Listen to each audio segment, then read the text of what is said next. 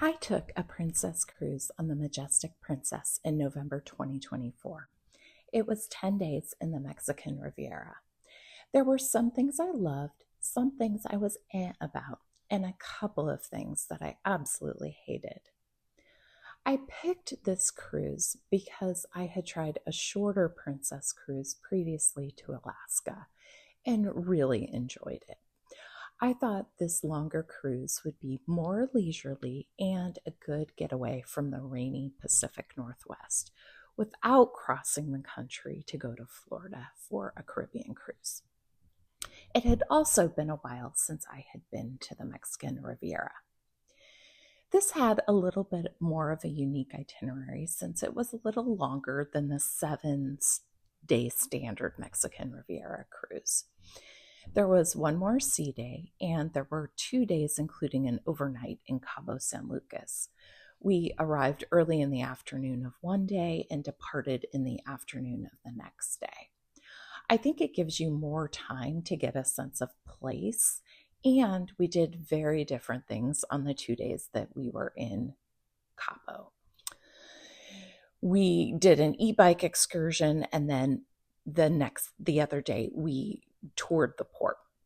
Laredo, Mexico was one of the more unique ports on this trip. The highlight of this town is unlike most of the other Mexican ports where they try to sell you things on every corner. There was a street with a row of shops in Laredo, but we weren't asked once to buy anything. I loved this no pressure vibe in Laredo. Of all our stops, though, this was the hottest place. It was a rather long tender ride and a wait for a tender, but Princess Cruises did have water and washcloths for passengers on the way back to the ship. All in all, embarkation on this cruise was very smooth. This was the fastest I had ever gotten on a ship. From arriving at the cruise port to getting on the ship was about 15 minutes. I loved how fast that was. So let's talk about the ship itself.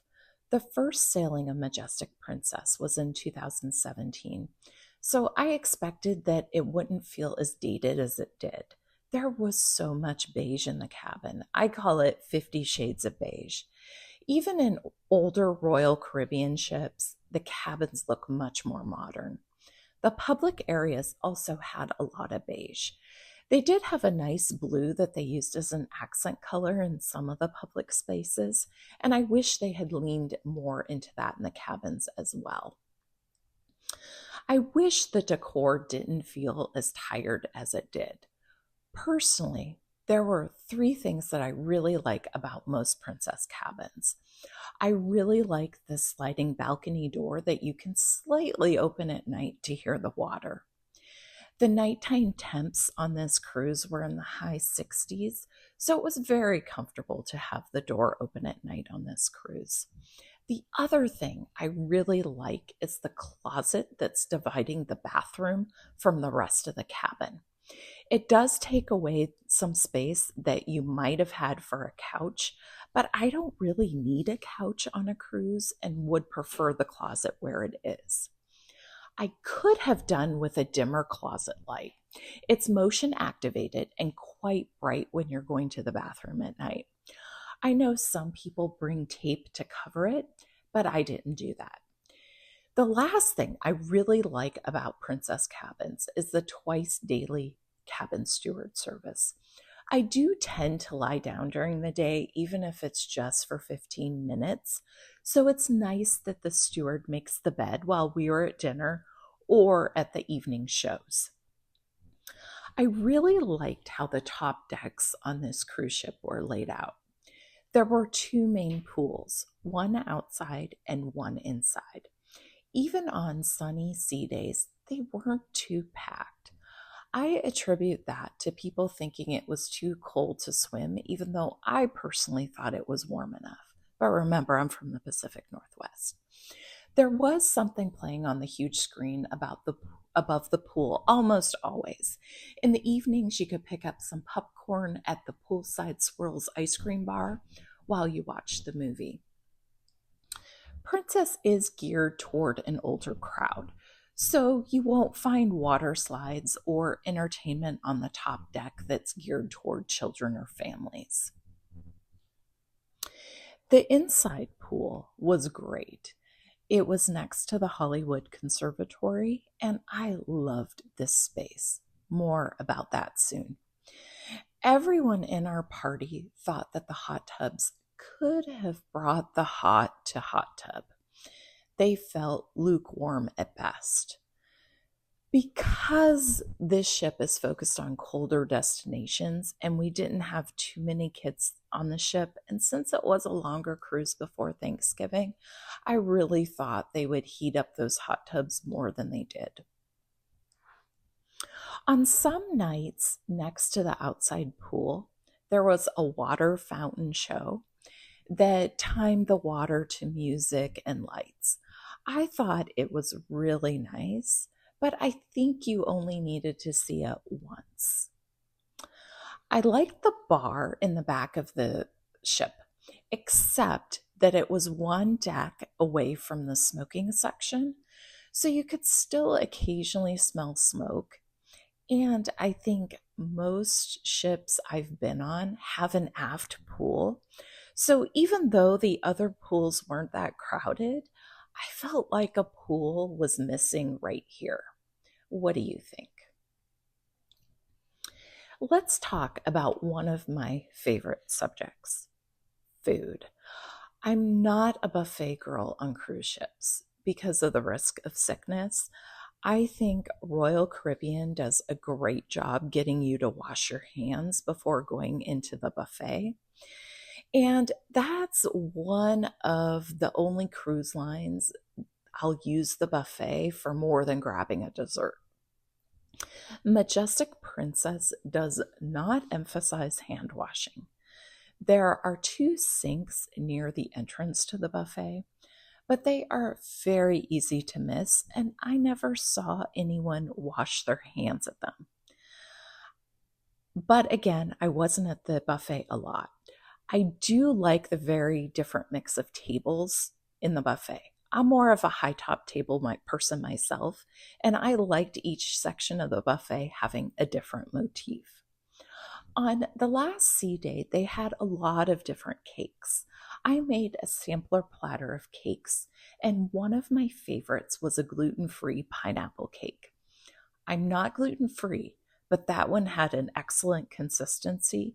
Most of the regular cakes, the not gluten-free cakes, were extremely dry. The main dining room was a good experience. I'd say 8 of the 10 days they had a really good menu where everyone in our party of 6 could find multiple appetizers and entrees that appealed to them. I'd say 2 of the days we struggled to find things. I had a lot of seafood dishes on this cruise, and I thought most of the meat portions were very large. We had a 5 p.m. dining reservation every night. There was very slow service at the beginning of the cruise. It started out taking 2 hours or a little more for dinner, but it did speed up toward the end of the cruise, and it was more like an hour and a half by day 10. We really liked Alfredo's for casual dining. With Princess Plus, you get 2 free casual meals per cruise per person.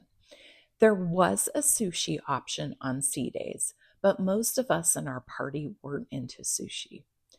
What was great about Alfredo's is that you could split one casual meal between 2 people. So if you're 2 people in a cabin, you could essentially go to Alfredo's 4 times. You could split a huge calzone or pizza, as well as split an appetizer and dessert. We loved having a sit-down option where you could be in and out in 45 minutes. Had we not been able to split the meals, I would have said they should base the number of casual meals on the length of your cruise. 4 casual meals was just right, but 2 casual meals seemed too few for the length of the cruise that this was. As it stands right now, even if you're on a 60-day cruise with Princess Plus, you only get 2 casual meals over the duration of the cruise. That does not seem fair. Also, I think they should have more variety in their casual dining.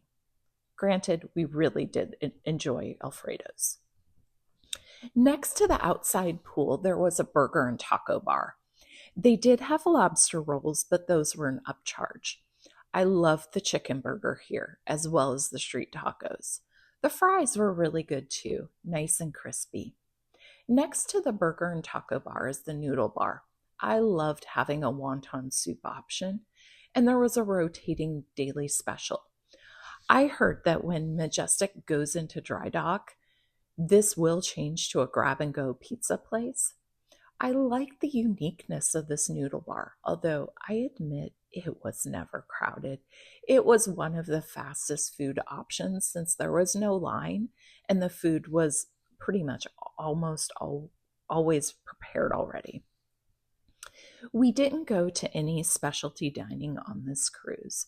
The Harmony, which was a Chinese restaurant, will be going away during dry dock. I believe the Catch will be moving into the space the Harmony was occupying, and Sabatini's will be moving into where the Catch was during dry dock. It does seem like a lot of Italian food, Alfredo's, Sabatini's, and the new pizza place, but we shall see. The International Cafe is in the atrium on deck 5, and it's 24 hours, and they would have breakfast sandwiches and donuts in the morning, and then swap out regular sandwiches for lunch and dinner. For breakfast, I loved the white chocolate donuts here. You can get coffee and premium slices of cake here as well. Again, I thought most of the cakes on board were pretty dry. Another option for the premium dessert is a variety of sundaes with candy and baked goods in them. I love sweets, and honestly, these are for Instagram more than anything else. You do get 2 of these huge cake slices or sundaes with candy per day with Princess Plus. Now, I'm going to tell you what I thought was the worst part of the Majestic Princess. If anyone knows me for any length of time, you'll know that I love to walk. I walk everywhere. I don't take elevators. I went the whole 10-day cruise without going on one elevator. So one of my big joys on a cruise is to walk while watching the beautiful ocean view. Well, the Majestic Princess has the worst promenade I have ever seen. I kind of think a Navy ship has a better promenade than the Majestic Princess. You couldn't see anything of interest, including the ocean. It was an unattractive view of machinery, lifeboats, and pipes. Most of it was extremely narrow, and you couldn't even walk side by side. It did not wrap around the ship. I'm going to show you, this was the best part of the promenade. It was maybe 8 feet. I had to walk the top decks if I wanted to walk outside. And even the top deck walking track was pretty narrow in places, so you couldn't walk side by side there either. Most of the time, the top deck was extremely windy. That's one reason I like the promenade. It tends to be less windy since it's more covered than the top decks. So what's my favorite part of Majestic Princess? That would be the Hollywood Conservatory. It's a really nice indoor setting at the top of the ship. I loved the cabana concept. These were free of charge, first come, first serve, and I saw one that even had a TV in it. If you didn't want a cabana and wanted to be more in the action, there were some spots that were set up like little living rooms. The indoor pool is in this area. I thought it was really nice that you could go from this indoor pool and hot tubs to your room without going outside. If you ordered drinks using Ocean Now, they typically came really fast because the Hollywood Conservatory has its own bar. The most forward part of the Hollywood Conservatory has a lot of card tables that you can use. It also has some very fake bird sounds that made me feel like I was on the Disneyland Jungle Cruise until I learned to tune them out. So, what about the activities and entertainment? I thought Majestic Princess had a good assortment of activities. Since it was a longer cruise, I could pace myself a bit. They typically offered spa activities and samplers for acupuncture and massages, dance classes in the atrium, trivia, previews and talks on the upcoming ports, afternoon tea on sea days, and some sports and game competitions. This cruise seemed to push the sales of spa services more than other cruises that I've been on. I went to one of the deck parties. It was an 80s night. The crew really did try to make it a good vibe, but there were three of us there. The crew did hand out some 80s gear. I couldn't figure out why it was so unpopular. The weather was pretty decent that night. Later that same night, the comedy show was standing room only. I was disappointed at the laser shooting range being taken out of service. It was labeled on all the maps, including the app and the ship maps throughout the ship, but I still couldn't find it. Guest services didn't know. After hanging out near what I thought was supposed to be the location for a while, I ended up seeing an entertainment crew member and asked him about it. He said it hadn't been working in over a year and it will be replaced with something else in dry dock. My advice is that if the ship takes out a feature, please remove it from the maps. It just creates disappointment in the passengers who wanted to experience it. There was a good seating area on deck 6 that was right next to the casino. This had various sports showing on the TV screens during the day, and it had its own bar. Most of the time, unless there was an event that was scheduled to be there, it wasn't very crowded, and it accommodated the 6 of us playing games with food and drinks at the table pretty well. This is a really nice hidden treasure if the Hollywood Conservatory is crowded. The Good Spirits bar on deck 6 in the atrium was my favorite bar, by far.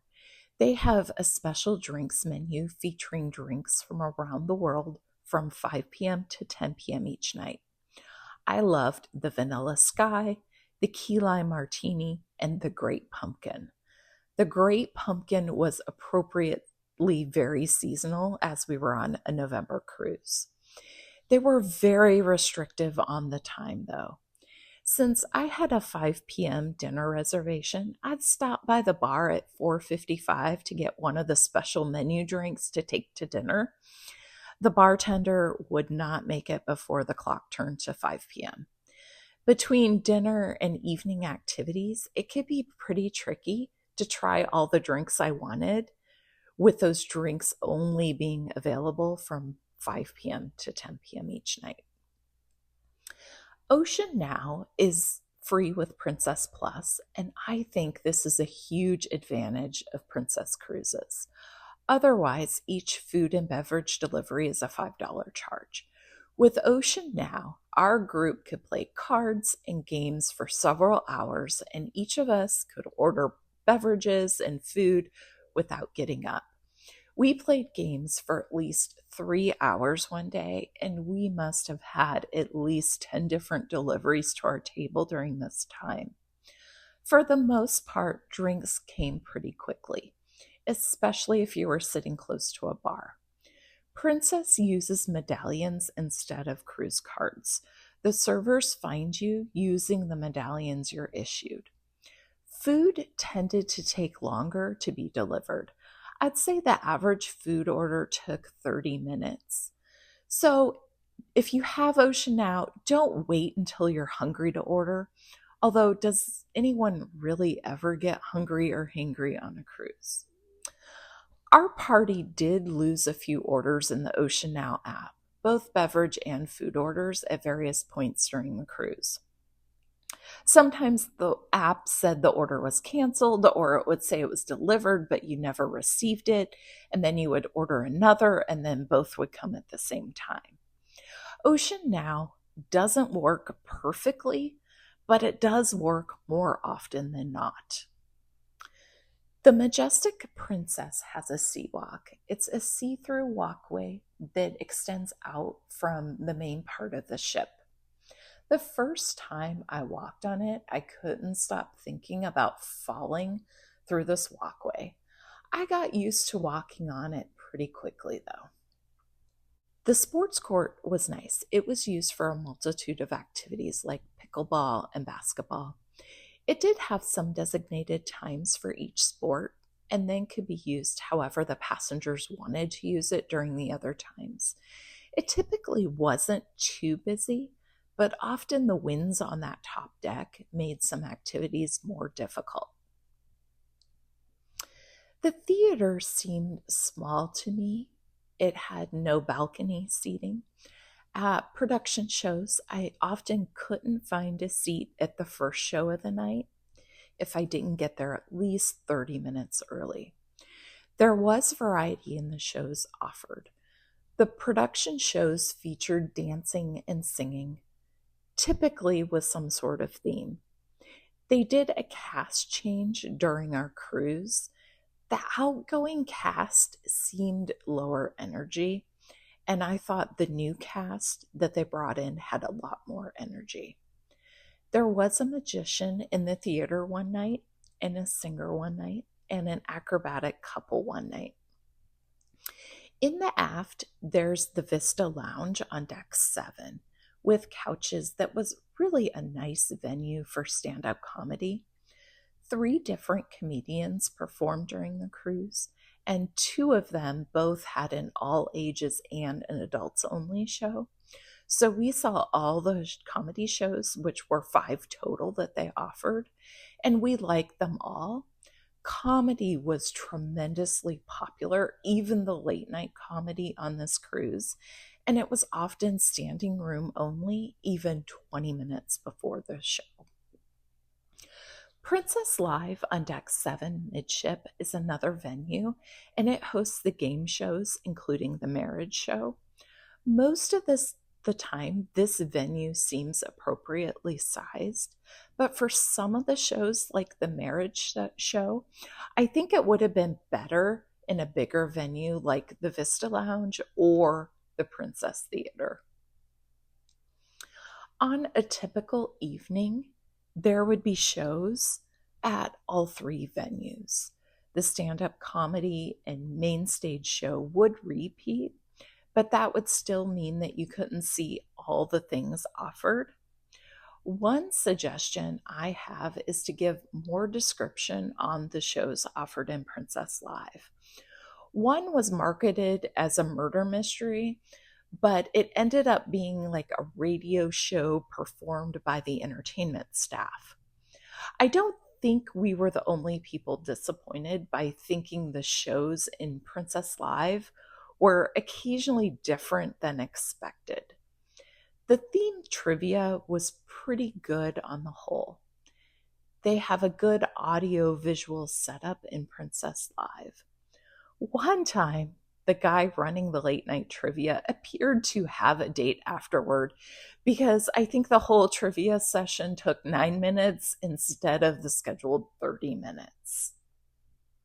And that gave some of us in our party a little laugh. With all the shows happening at the same time in 3 different venues on Deck 7, as well as the atrium, the main thoroughfare on Deck 7 was very crowded in the evening hours. What makes it worse is that it's all on the starboard side of the ship. The port side of Deck 7 doesn't go all the way through, so everyone is forced onto the same path. I learned to use an alternate pathway to navigate Deck 7, and that was that I'd use a higher deck with cabins to travel the length of the ship If I wanted to go to Princess Live, for instance, I'd come down the midship stairs. If I wanted to go to the Vista Lounge for comedy, then I'd walk down the aft stairs. And if I was going to the Princess Theater, I'd use the forward stairs. That was the best way to get around the crowds in the evening on deck 7, starboard side. As I said, I skipped using the elevator on this cruise, and I did a lot of stairs. There were some neat displays on the staircase, and I thought these old typewriters were really cool. What was even more fun is that they found a Majestic typewriter to display on the Majestic Princess. I smiled when I saw that. The cost for this cruise was $2,806.18. That was for a balcony stateroom for 2 people and with Princess Plus. Princess Plus includes Wi-Fi for each person in the room, Ocean Now delivery of drinks and food, standard gratuities, and up to 15 alcoholic drinks a day, up to $15 each, 2 casual meals per cruise, 2 fitness classes per cruise, 2 premium desserts per day, and all the non-alcoholic drinks you want. I ended up with an $8 credit for some port fees, but then I did a load of laundry that cost $6 total, $3 to wash and $3 to dry. Since it was a 10-day cruise, that worked out to be $140.31 per person per day. We paid separately for travel to get to the cruise port, and we did 2 excursions that we paid for separately. I'm glad I tried out this ship. A lot of changes will occur when this ship goes to dry dock. It will become more Americanized, and I think it will lose some of its uniqueness. But there are some big problems with Majestic Princess, like its horrible promenade and congestion on deck 7 in the evenings that will very likely still exist even after renovations and dry dock. I believe the renovations will consist of changing restaurants and removing the Mandarin from signs, so I'm not hopeful that the tired cabins will be modernized anytime soon. Will I want to sail on Majestic Princess after its dry dock is complete? Probably not.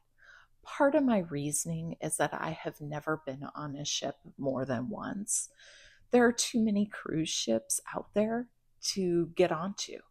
Another part of my reasoning is that it would have to be a truly one-of-a-kind itinerary that appeals to me to get me back on this ship. Because I felt so frustrated by how my walking was impeded, I did love this particular 10-day Mexican Riviera itinerary, and I thought the food and beverages were very good. There was a good blend of entertainment available, and I really enjoy Princess Plus, and I think it's a good value for what it offers.